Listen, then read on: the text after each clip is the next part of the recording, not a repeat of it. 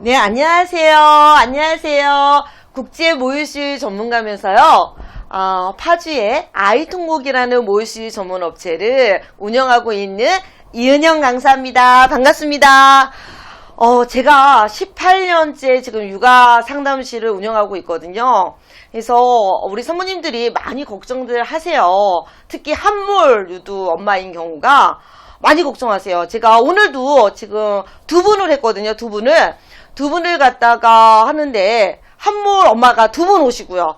또 너무 정말 아이러니하게도 거봉유도 엄마가 한 분이 오셨습니다. 그래서 제가 속으로 아이고 이거 두 개를 갖다가 반으로 이렇게 쫙 하면 얼마나 좋을까라는 생각을 정말 많이 했거든요. 너무 마음 아프게도. 근데 실제 여러분 함몰 유두가 모유수유하기가 더 어려울까요? 거봉 아시죠? 거봉 유두가 어려울 것 같으세요. 사실 제가 이제 거봉 유두라 그랬는데 사실 이거는 비하하거나 그런 건 아닙니다. 이제 형태가 이렇다는 거죠. 그러니까 거봉 유두인 경우 같은 경우가 큰 유두를 얘기하는 거예요. 큰 유두면서 유두목은 유두목 그죠? 여기 말하는 거죠. 여기는 또 가늘고 여기가 굉장히 이렇게 크신 분들이 있어요. 그런 분들은 사실은 함몰 유두보다 이렇게 큰 유두가 모유수유하기는 사실 아기 입장에서 더 힘든 거죠. 왜 힘들까 생각해 보세요. 함몰은 사실은 아이가 젖을 빠는 구조는 유두와 유륜의 길이에요. 길이. 이게 신전성이라고 그러거든요. 그래서 요 길이가 2.5에서 3cm가 가장 좋아요. 가장 좋은 거거든요. 그러다 보니까 만약에 이렇게 함몰이라도 상관이 없죠. 그리고 또 하나는 함몰이 지금 두 가지가 있습니다. 두 가지. 자, 어떤 두 가지냐면은 가짜 함몰이 있고요. 진짜 함몰이 있죠. 가짜 함몰을 우리가 뭐라 그러죠? 가성 함몰이다 라고 얘기하죠. 그 진짜 함몰은 진성 함몰이라 얘기합니다. 근데 가성 함몰인지 진성 함몰인지 구별할 수 있는 방법이 있죠. 자, 전문가가 유두와 유륜물을 이렇게 만졌을 때 쑥 하고 나와요. 어느 정도 조금 나와요. 그거는 가성 함몰, 가짜 함몰이에요. 근데 아무리 전문가가 눌러도 안 나오는 경우가 있어요. 그건 진짜 함몰이거든요. 또 하나는 그쵸. 남편분이 이제 우리가 사랑해를 했을 때 그럴 때도 나오는 경우 많죠. 그때는 이제 가짜 함몰이라고 그럽니다. 근데 요게 그러면 진성 함몰이면 계속 안 나오느냐? 그렇지 않아요. 제가 지금으로부터 한 10년 전이에요. 모 보건소에 모유수유 클리닉을 제가 최초로 만들었거든요. 거기서 이제 어떤 엄마가 오셨어요. 어떤 엄마가 오셨는데 저한테 이런 얘기 하셨어요. 선생님 제가요 모유수유 꼭 하고 싶어요. 제가 사실은 내종량으로 6년을 투병했습니다. 그래서 제가 너무 힘겹게 가진 시험관 아기래요. 제가 울컥했잖아 또요. 시험관 아기인데 선생님 모유수유 꼭 하고 싶어요. 그래서 제가 그럼 사모님 가슴을 봅시다 라고 했더니 사모님이 아직도 기억나요. 모자를 겨울이었거든요. 겨울 모자를 이렇게 잡고 눕는 거예요. 침대에.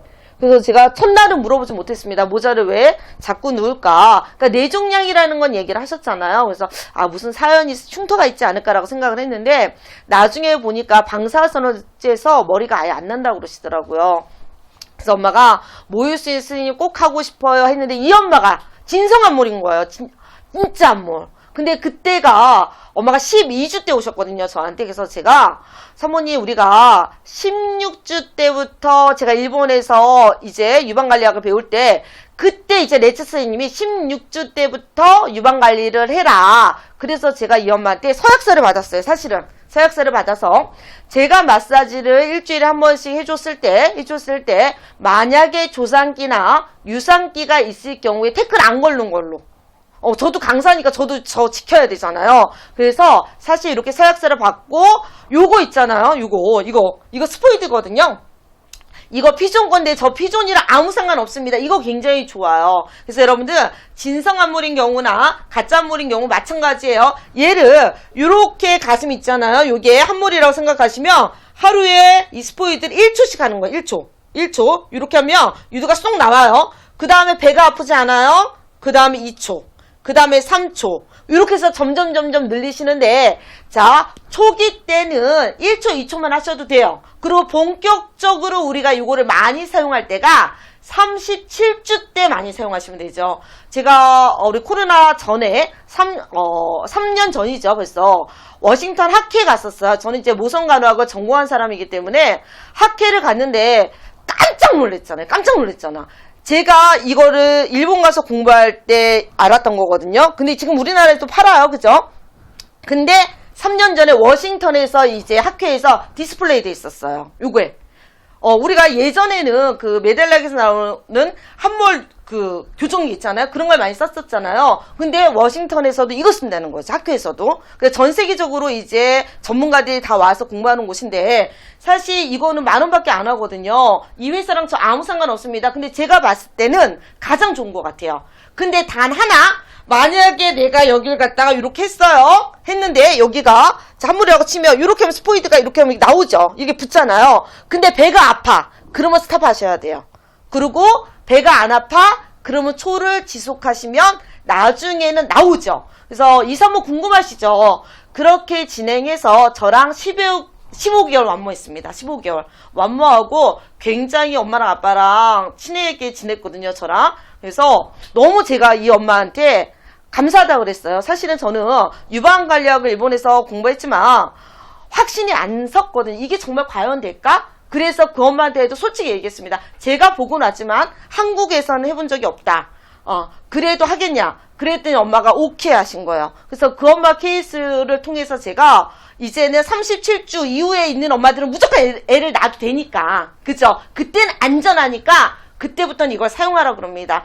자, 요거 꼭 사용하시고요. 제가 이 이름은 모르겠어요. 그냥 쿠팡이나 뭐 그런 데 있잖아요. 위메프나 뭐 아무데나 제일 싼 거 사시면 돼요. 제품 똑같습니다. 아시겠죠? 자, 오늘 제 강의가 도움이 되셨다면 너무너무 행복할 것 같아요. 여러분 사랑합니다. 고맙습니다.